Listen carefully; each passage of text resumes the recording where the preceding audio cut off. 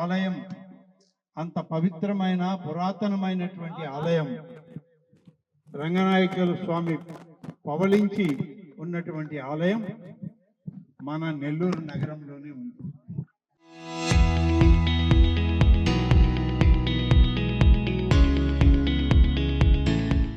పెన్నా నది తీరాన ఈ ఆలయం నిర్మించడం, పూర్వీకులు ఇక్కడ రంగనాథ స్వామిని ఏర్పాటు చేయడం, అనేక శతాబ్దాల క్రితం ఈ ఆలయం ఇక్కడ వెలిసినటువంటి విషయం ముఖ్యమంత్రి గారు ఇచ్చి మమ్మల్ని నడిపిస్తూ ఉన్నారు. అందుకని నేను మీ అందరికీ మనవి చేసేది, ఇవాళ బ్రహ్మోత్సవాలు, తిరణాళ్ళు, జాతరలు అనేకం జరుగుతున్నాయి. 23 మాసాల్లో చూశాను నేను. ఏ ఆలయానికి వెళ్ళి చూసినా ఒక ఆధ్యాత్మిక శోభ, భక్తుల యొక్క తాకిడి, ఎక్కడికి వెళ్ళినా గతంలో లేనటువంటి అవకాశం ఈ ప్రభుత్వం మాకు కల్పించింది.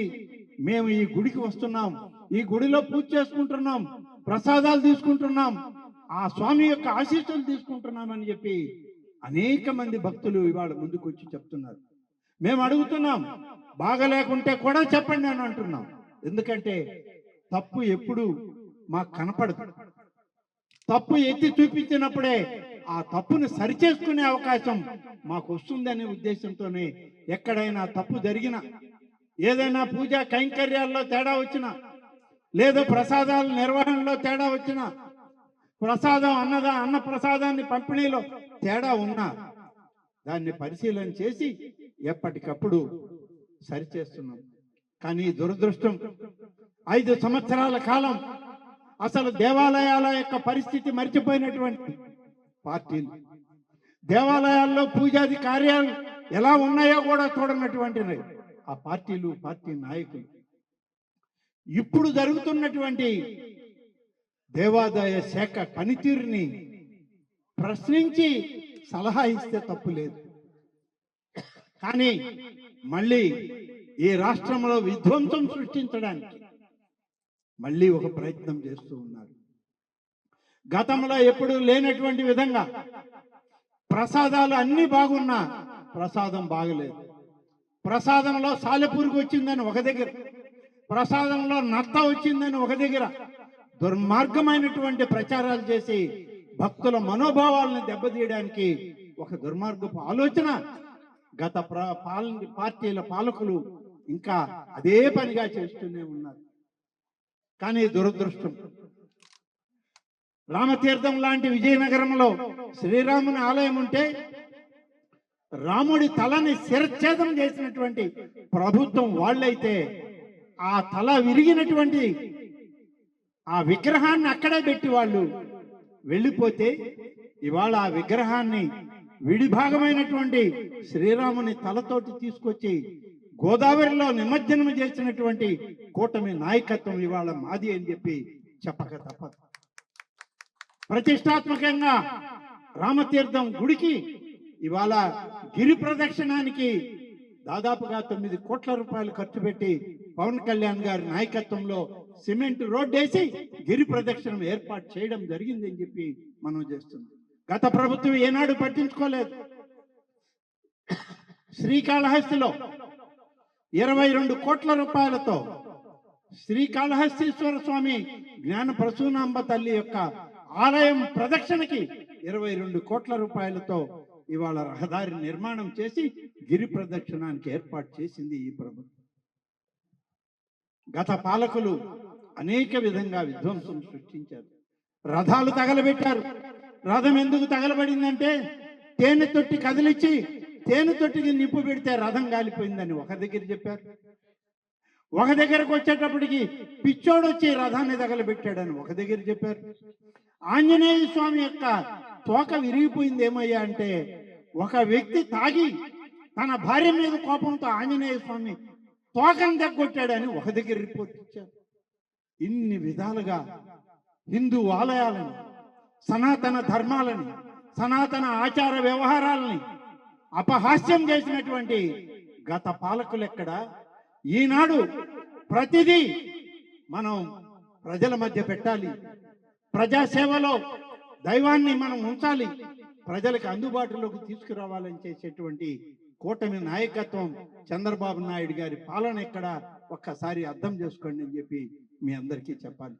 అందుకనే ఈ ప్రయత్నం చేశాను. నెల్లూరు నగరంలో చెప్పడం అంటే, నెల్లూరు మీడియాతో చెప్పడం అంటే ఈ రాష్ట్రం అంతా తెలిసే విధంగా చెప్పడం, ఈ జిల్లాలో ప్రతి మారుమూల గ్రామంలో తెలిసే విధంగా చెప్పడమే ఈనాడు మేము చేస్తున్నటువంటి ఈ ప్రయత్నం. రాబోయేటువంటి మరొక సంవత్సరం 12-15 మాసాల్లో ఈ జిల్లాల్లో మొదలుపెట్టినటువంటి నెల్లూరు జిల్లాలో మొదలుపెట్టిన అనేక పురాతన ఆలయాలని పూర్తి చేసి ప్రజల దర్శనార్థం ఆ ఆలయాల్లో స్వామివారి ప్రతిష్ట కుంభాభిషేకాలు జరుగుతాయి, చేసి తీరుతుంది ఈ కూటమి ప్రభుత్వం అని చెప్పి ఈ సందర్భంగా తెలియజేస్తూ, మీ అందరి యొక్క ఆశీస్సులు కూటమి నాయకత్వానికి ఇవ్వండి. ముఖ్యమంత్రి చంద్రబాబు నాయుడు గారికి, పవన్ కళ్యాణ్ గారికి, భారత ప్రధాని శ్రీ నరేంద్ర మోడీ గారి నాయకత్వంలో ఒక ఆధ్యాత్మిక శోభని ఆంధ్రప్రదేశ్ రాష్ట్రం అంతా హిందూ సనాతన ఆచారాలని ధర్మాలని కాపాడడంలో మాకు తోడుగా ఉండండి. ప్రతి ఒక్కరూ మీ ఆశీస్సులు అందించండి అని కోరుతూ సెలవు తీసుకుంటాను. జై హింద్, జై తెలుగుదేశం. 12 మంది సభ్యులతో ఈరోజు తలపగిరి రంగనాథ స్వామి ఆలయ పాలక మండలిని ఏర్పాటు చేశాము. దానికి చైర్మన్గా లెక్కల వెంకారెడ్డిని గారిని నియమించడం జరిగింది. నేను వీరందరినీ కోరేది ఒకటే, ఒక బాధ్యతగా భావించి మీ యొక్క విధులు నిర్వహించండి. ఇది గౌరవమైన పదవి. ఇది ఒక టెంపుల్, ఒక దేవస్థానంలో మెంబర్ అన్నా చైర్మన్ అన్నా ఎంతో సమాజంలో గౌరవమైన పదవి. ఆ పదవికి వన్నె తెచ్చేటట్టుగా మీరు అందరూ చేయాలని రిక్వెస్ట్ చేస్తూ మీ అందరికీ నా యొక్క శుభాకాంక్షలు, అభినందనలు తెలియజేస్తున్నాను. ముందుగా గౌరవనీయ మంత్రివర్యులు నెల్లూరు సిటీలోని 5 ఆలయాలకి 21 కోట్లు శాంక్షన్ చేసి ఆ వర్క్స్ను టేకప్ చేసినందుకు వారికి ప్రత్యేకంగా నెల్లూరు ప్రజల తరఫున ప్రత్యేకంగా ధన్యవాదాలు తెలియజేస్తున్నాను. అదేవిధంగా వారికి ఎప్పటికప్పుడు ఏది చెప్పినా దాన్ని పాజిటివ్గా తీసుకొని ఇమీడియట్గా నెల్లూరు సిటీకి చేస్తున్నారు. దానికి వారికి మరొకసారి ప్రత్యేకంగా వారికి ధన్యవాదాలు తెలియజేస్తూ, ఇప్పుడే వారు అన్ని వివరించారు. గత 5 సంవత్సరాల్లో గత ప్రభుత్వం ఏ విధంగా ఈ దేవాదాయ శాఖని నిర్వహించింది, అసలు పట్టించుకోవడం వదిలేశారు. అసలు ఒక దేవాదాయ శాఖ ఉంది, భక్తులు ఉన్నారు, భక్తులకు కావాల్సిన సౌకర్యాలు కావచ్చు, ఆ టెంపుల్స్ కావచ్చు, నీడ్స్ కావచ్చు, అవన్నీ పూర్తి వదిలేశారు. అయితే ఈ ప్రభుత్వం వచ్చిన తర్వాత గౌరవనీయ ముఖ్యమంత్రి గారి యొక్క సూచనలతో ఈరోజు దేవాదాయ శాఖ మంత్రి రామనారాయణ గారు ఎన్నో పనులు, 1-2 కాదు, ప్రతి చిన్న విషయాన్ని తీసుకుని ఈరోజు ముందుకు పోతున్నారు.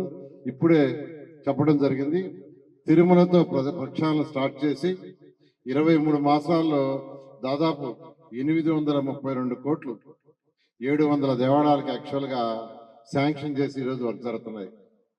అంతేకాకుండా 50,000 కంటే తక్కువ ఆదాయం ఉండే, అంటే సంవత్సరానికి 50,000 కంటే తక్కువ ఆదాయం అంటే సంవత్సరానికి 20,000, 30,000 వచ్చే టెంపుల్స్లో ఆడ పూజారి కూడా ఉండరు. దేవాలయంలో దేవుడికి దీపం పెట్టడానికి కూడా ఎవరు ఉండరు. దాన్ని యాక్చువల్గా డిస్కస్ చేసి గౌరవ ముఖ్యమంత్రి గారు ఈ 50,000 కంటే తక్కువ ఆదాయం ఉన్న ప్రతి టెంపుల్లో ప్రతిరోజు దీపం పెట్టాలి అనే ఉద్దేశంతో 10,000 రూపాయలు అక్కడున్న పూజారి అకౌంట్లు వేసే విధంగా చేశారు. ఇది చాలా చాలా గొప్ప విషయం. అసలు గత ప్రభుత్వం అయితే అట్లాంటి విషయాన్ని ఆలోచించాల, వాళ్ళకి ఆలోచన కూడా రాలా. ఈరోజు ఆ విధంగా మన రాష్ట్రంలో ఉన్న అనేక టెంపుల్స్ యాక్చువల్గా ఈరోజు అవన్నీ కూడా పునరుద్ధరించడం జరిగింది. అదేవిధంగా ఇప్పుడే వారు చెప్పారు, గోదావరి పుష్కరాలు, కృష్ణా పుష్కరాలు 2 కూడా ఈ రాబోయే 3 సంవత్సరాల్లో వస్తున్నాయి. ఇవన్నీ కూడా ఎంతో ప్రతిష్టాత్మక చేసేటట్టుగా మా అందరికంటే ముందుగా దేవాదాయ శాఖ మంత్రి గారు వర్క్ స్టార్ట్ చేశారు. వారి వెనకాల యాక్చువల్గా మేము స్టార్ట్ చేసాము. చాలా ప్రతిష్టాత్మకంగా చేయాలనే ఉద్దేశంతో ఈరోజు 43 ఆలయాలు ఆల్రెడీ వర్క్స్ స్టార్ట్ చేయడం జరిగింది. నేను ఒకటే చెప్పేది, ఈ యొక్క కమిటీ ఏదైతే కమిటీ ఉందో ఆ కమిటీలో ఉండే సభ్యులు కానీ చైర్మన్స్ కానీ, ఎందుకంటే తల్పగిరి రంగనాథ స్వామి టెంపుల్ అంటే ఈ రాష్ట్రంలో తెలియని వాళ్ళు ఉండరు. అంత పవిత్రమైన టెంపుల్, ఎంతో పురాతనమైనది. ఈ టెంపుల్కి ట్రస్ట్ మెంబర్గా అయ్యారు, చైర్మన్ అయ్యారంటే మీ యొక్క అదృష్టం, పూర్వ జన్మలో మీరు చేసుకున్న పుణ్యమే. ఇక్కడ కొన్ని పనులు ప్రపోజల్లో ఉన్నాయి, కొన్ని వర్క్ జరుగుతున్నాయి, కొన్ని ఆల్రెడీ టేకప్ చేశారు, కొన్ని జరుగుతున్నాయి. గౌరవనీయ దేవాదాయ శాఖ మంత్రి గారు వాటిని యాక్చువల్గా పరిశీలించి వాటిని ముందుకు తీసుకుపోతున్నారు. వాటిలో ముఖ్యంగా ఒకసారి చెప్పాలంటే, ప్రతి శనివారం అన్నదాన కార్యక్రమం ఒకటి సక్రమంగా జరిగేటట్టుగా చూడాలని, అదేవిధంగా ప్రసాదాలు ఏదైతే భక్తులకి ప్రసాదాలు ఇస్తారో అది కూడా సక్రమంగా నిర్వహించాలని, అదేవిధంగా భక్తుల సౌకర్యార్థం ఒక శాశ్వత అన్నదాన భవనాన్ని నిర్మించాలనే ప్రపోజల్ ఉంది, దాన్ని కూడా చేయాలని, అదేవిధంగా ఆలయ వైభవానికి ప్రతీతిగా నిలిచే పడమర రాజగోపురాన్ని అత్యంత ప్రతిష్టాత్మకంగా నిర్మించాలని తలపెట్టారు, దాన్ని కూడా చేయాలని, అదేవిధంగా 100 సంవత్సరాలకు పైగా కట్టిన అద్దాల మేడ ఉంది, దాన్ని పూర్తిగా పునరుద్ధరించాలని, అదేవిధంగా భక్తుల రద్దీకి తగ్గట్టుగా మహాప్రాకారం మరియు వాహనాల పార్కింగ్ కోసం వాహనశాలను నిర్మించాలని ఒక ప్రపోజల్ ఉంది. అదేవిధంగా పుణ్యస్థానాలు ఆచరించే పెన్నా ఘాట్ని 2014-19లో నేను మెజారిటీ వర్క్ చేశాను. అది కొద్ది వర్క్ ఆగిపోతే గత ప్రభుత్వం ఆపేసింది. ఆ కాంట్రాక్టర్ని ఈ మధ్య యాక్చువల్గా పిలిచి అతను కొంత డబ్బులు కూడా ఇచ్చారు, డబ్బులు తీసుకున్నాడు, పరారు అయిపోయాడు. మొన్న ఈ మధ్య పిలిపించాను, దాన్ని కూడా పూర్తి చేయిస్తాము. అదేవిధంగా ఈ పనులన్నింటినీ వీలైనంత తొందరలో క్వాలిటీగా చేసి ఈ దేవస్థానాన్ని అద్భుతమైన ఆధ్యాత్మిక కేంద్రంగా తీర్చిదిద్దారని, నేను సభ్యులందరూ చేస్తారని మనసా వాచ యాక్చువల్గా కోరుకుంటూ మీ అందరి దగ్గర సెలవు తీసుకున్నాను. Thank you.